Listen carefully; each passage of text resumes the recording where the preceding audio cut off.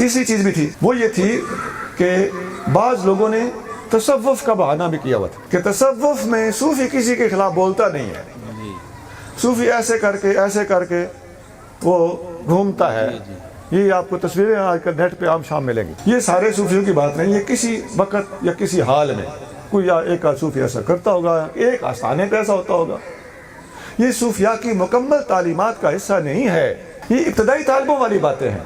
صوفی کامل خدا کی عظمت کی قسم اس وقت بنتا ہے جب صدیق اکبر کے نقش قدم کو پہچان جاتا ہے اور مجدد الفسانی کی تعلیمات تک پہنچ جاتا ہے. یہ سب راستے کے بھٹکنے والے لوگوں کے حوالے دیے جا رہے ہیں. جو منزل مقصود تک پہنچتا ہے تو وہ غوث اعظم بنتا ہے، مجدد الفسانی بنتا ہے، معین الدین چشتی اجمیری بنتا ہے اور حضرت بہاؤالدین نقشبند بنتا ہے.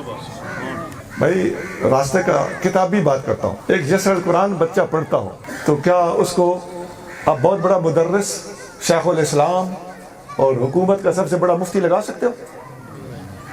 یسر القرآن پڑھنے والا بچہ، نورانی قاعدہ اور مدنی قاعدہ پڑھنے والا بچہ تو غلطیاں بھی کرتا ہے کہ نہیں کرتا؟ اچھا ذرا غور فرمائیے. بچہ جب قرآنی قاعدہ پڑھ رہا ہے، الف با تا سیکھ رہا ہے تو اس وقت وہ غلطیاں کرتا ہے. میرا سوال یہ ہے کہ کیا وہ غلطیاں جب بچہ کرتا ہے تو اس کو گناہ ملتا ہے؟ نہیں.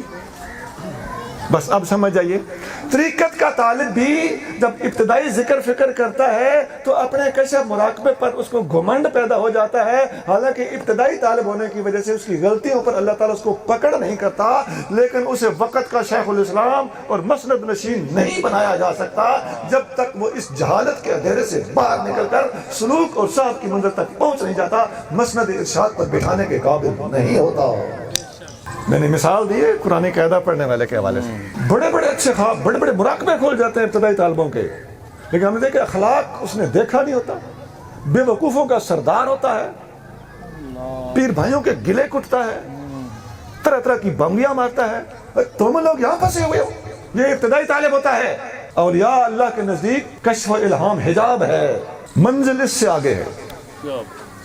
اگلی منزل کیا ہے؟ خدا کی عظمت کی قسم، اگلی منزل اتباع سنت ہے. مجدد پاک نے ایسے صوفیوں کو رگڑا لگایا ہے.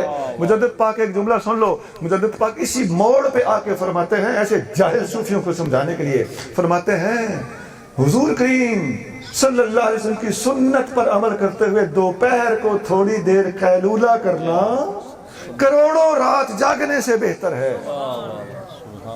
جاؤ پوری تقریر ایک طرف یہ ایک جملہ لے جاؤ، زندگی بھر کام آئے گا.